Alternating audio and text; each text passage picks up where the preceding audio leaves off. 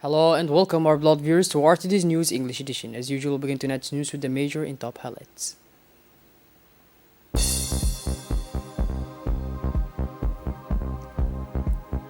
Signing of an Al-Rahma Partnership Convention in Social Affairs.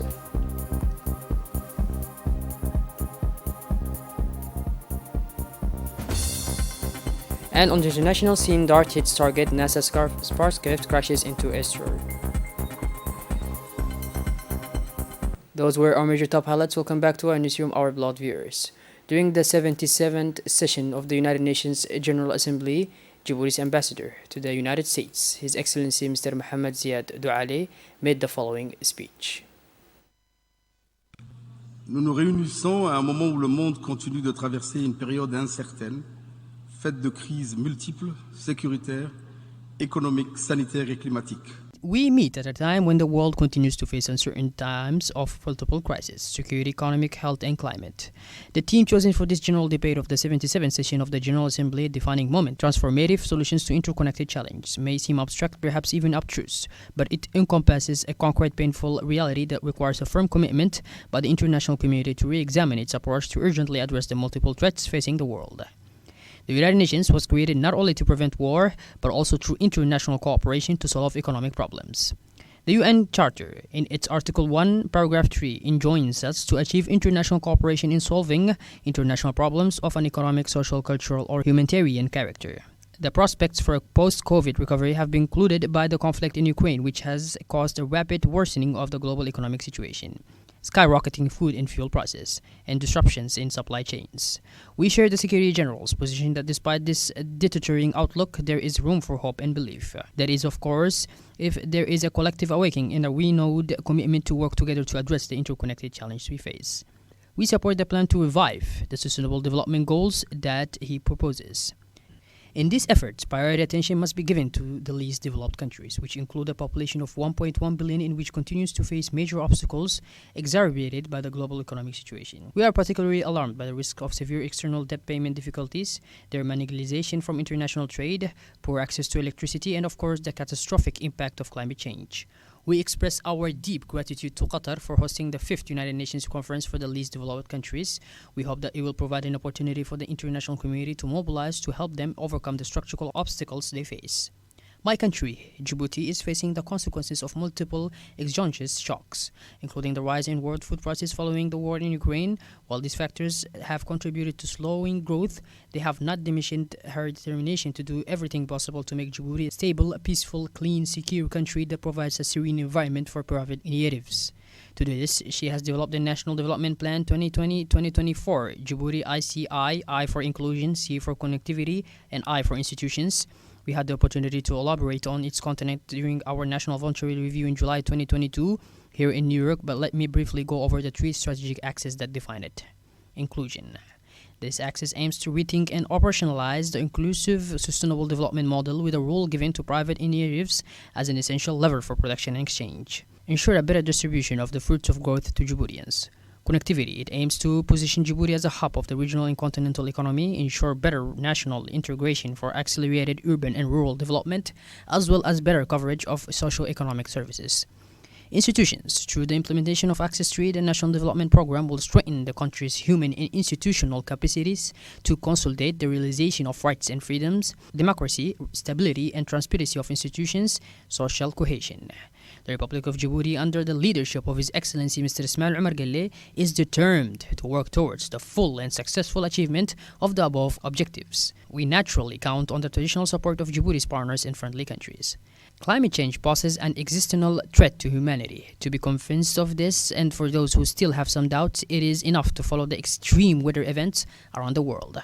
We also invite you to read the 6th report of the Intergovernmental Panel on Climate Change, whose findings and forecasts should lead to increased mobilization of the international community. We can no longer postpone the implementation of commitments. We can no longer passively accept that from one COP to the next, we have to admit that we have not done enough. That is why we welcome the fact that the Egyptian presidency of COP27, a major moment, has placed this conference under the theme of the effective implementation of commitments made. In particular, support for a just transition and the mobilization of financial resources and viable investments to address climate change. Djibouti reaffirms its commitment to the implementation of the Paris Agreement. Although a lower emitter of greenhouse gases, the country is committed to a wide-ranging environmental policy, including an ambition of 100% of energy consumed in Djibouti by 2035. Even if it seems to escape some, including here at the United Nations, Djibouti is also negatively affected by the same climate risks as the countries of the Horn of Africa, in particular drought, drastic reduction of water resources, sea level rise, floods, as well as salinization of water resources. We welcome the unprecedented outcome of the 7th replenishment of the Global Fund to fight AIDS, tuberculosis, and malaria held under the leadership of President Biden. The resource mobilized will be invaluable in the fight against these three epidemics between now and 2030, but also in the building the resilience and capacity of health systems to detect and better prepare for possible new threats. We are following with interest the discussions on the International Treaty on Pandemics as a significant step towards defining a more adequate global approach and giving the whole world the tools to be better prepared. Indeed, the best way to perpetuate a pandemic is to fail to learn from the failures of past pandemic response efforts. Djibouti is honored to have hosted, on the margins of this session of the General Assembly, a high-level side event. In partnership with the African Union Commission and the MasterCard Foundation on the theme, the New Public Health Order in Africa at the national, regional, and global levels launched in 2021, a new public health order that puts Africa's priorities at the center and is based on 5 pillars. Strengthening public health institutions, strengthening the public health workforce, development of vaccine manufacturing, diagnostics and therapeutics, respectful and action-oriented partnerships, increased domestic resources. A call to action was adopted at the end of the exchange and discussions. Let's listen now to the second part of the Djibouti ambassador to the United States, Mr. Mohamed Ziad Douale.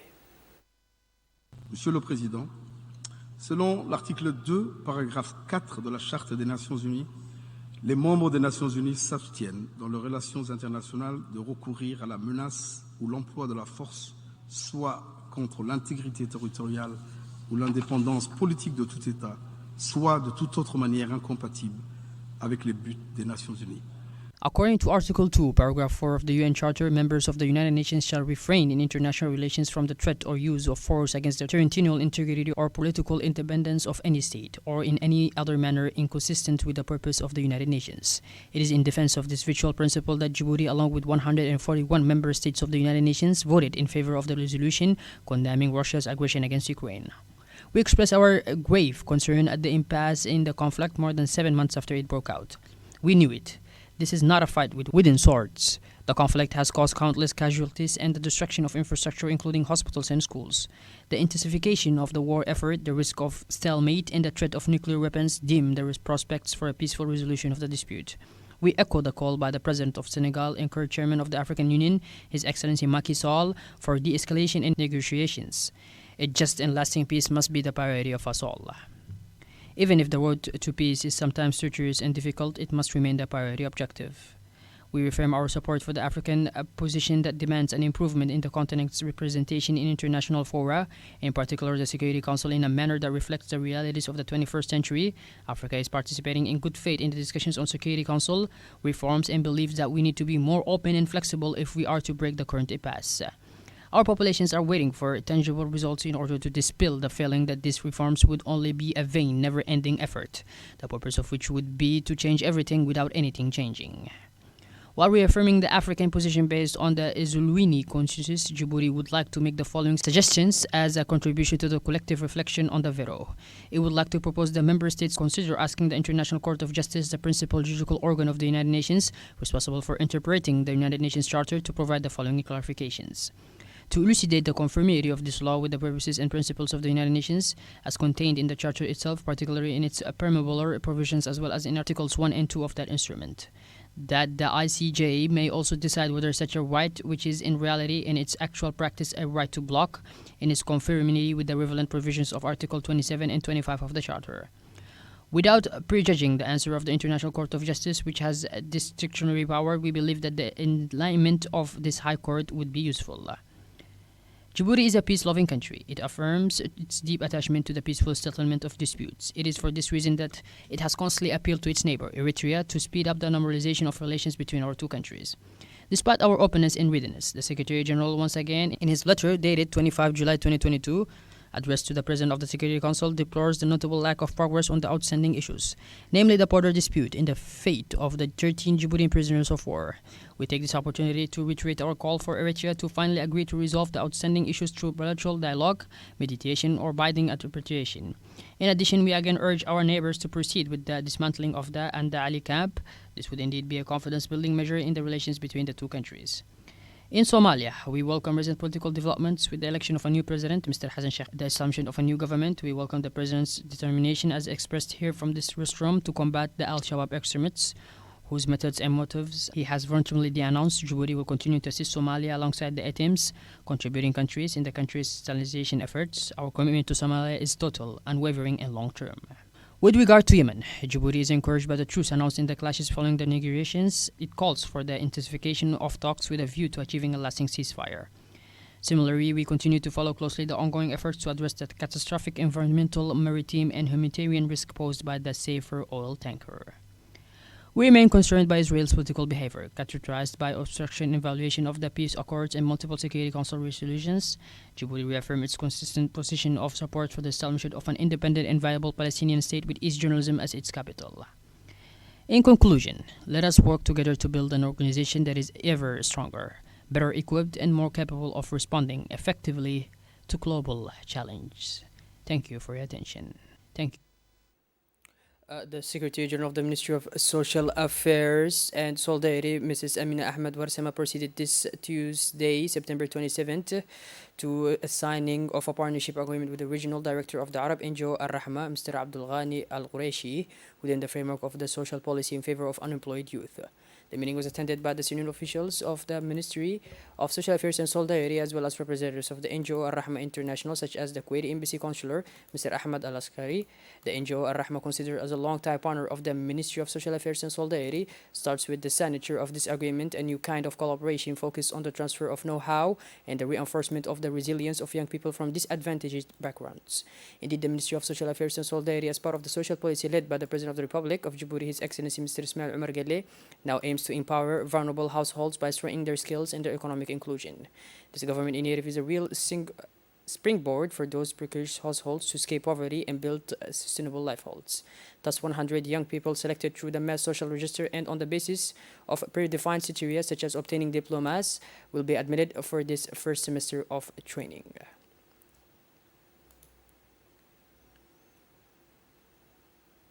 The NGO Al-Rahma is a long-term partner of the Ministry of Social Affairs and Solidarity, said the Secretary General of the Ministry of Social Affairs and Solidarity.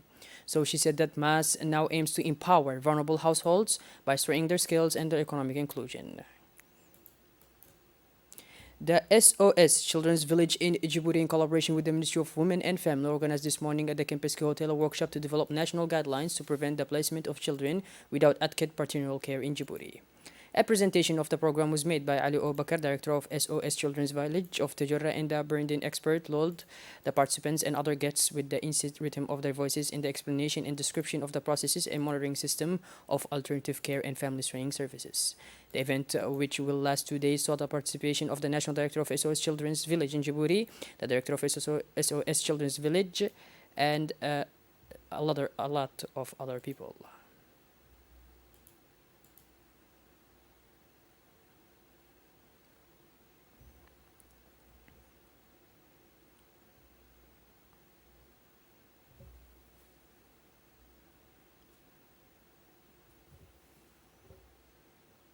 The National Director of SOS Children's Village in Djibouti, Mr. Omar Deleta, in his intervention raised key points that could provide clear guidelines for the provision of unnecessary family separations, and in so doing encouraged the participants to find an adequate solution with the stakeholders by working hand in hand to ensure that clearly defined professional procedures are put in place.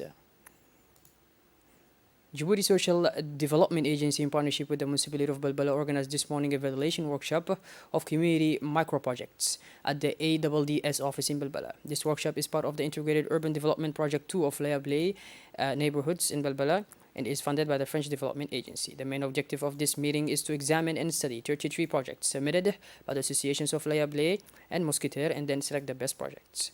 This workshop was chaired by the President of the Municipality of Balbala and the Chairman of the Selection Committee of Community Projects, and saw the participation of the Director of Social Development and the Secretary of the Municipality and members of community.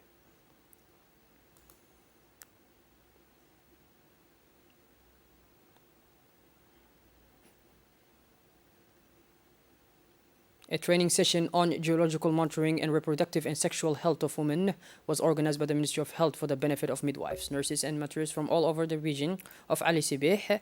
This training was provided by Kibali Sahabi, Professor Emeritus in Obstetrics, Professor of the Faculty of Medicine of Djibouti and Tunis, Dr. Ibrahim, Director of Ali Sibih Hospital, and Mrs. Nadira, Director of ISSS. Initiated by the management of the Regional Hospital of Ali Sibih, this refresher course is a first for the Ministry of Health, so during the 3 days of training, the midwife has trained their knowledge and skills in mastering this. These learners will also be able to refine the techniques of detection of emergency cases through a methodology to follow in the contact, especially in remote areas. Through this theoretical and practical training models, midwives are better equipped to provide adequate and quality services to achieve the goals set by the WHO Global Strategy for Women's, Children, and Youth Health 2016 to 2030. At the end of the training, the midwife received certificates of achievement.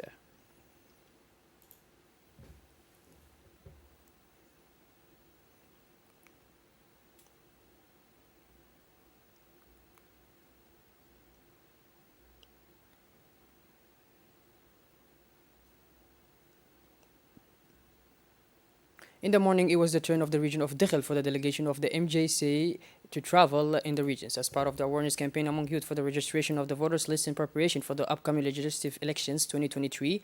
After a brief meeting with the administrative authorities in their respective offices for a briefing on the objective of the mission, the MJC team, accompanied by the high authorities of the region, including the acting prefect Mr. Yusuf Ali and the president of the regional council Mr. Mahad Hussein Ahmed, headed to the CDC of the city of Dakhel to supervise the operations of registration on the voters list.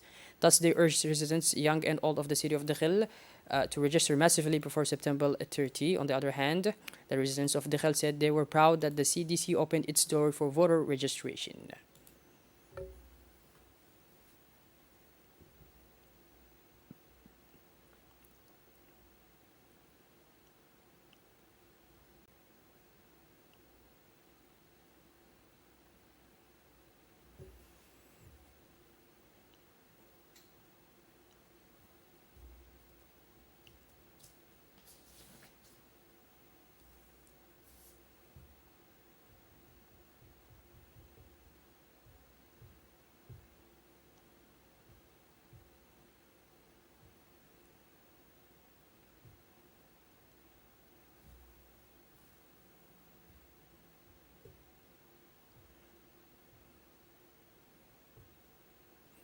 In the international scene, Expo City Dubai, United Arab Emirates' first 15-minute city and a smart city for the future. Let's follow.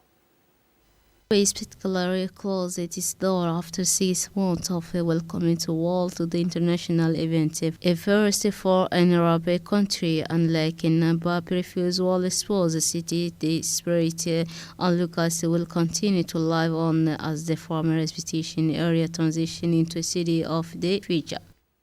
NASA managed Monday to crash a small spacecraft directly into an asteroid. Let's follow. NASA managed Monday to crash a small spacecraft directly into an asteroid 14,000 miles per hour collision designed to test whether such a technology could someday be deployed to protect Earth from a potential catastrophic impact. The violent end of double asteroid direction test DART spacecraft trial distance test on engineers on Hopkins University Applied Physics Laboratory in L'Oreal, which operated the mission under NASA contact. Well, by this, our beloved viewers, we finally conclude this edition. Thank you for being with us, and make sure to tune in later for more. Have a wonderful evening. Thank you once again. Take care.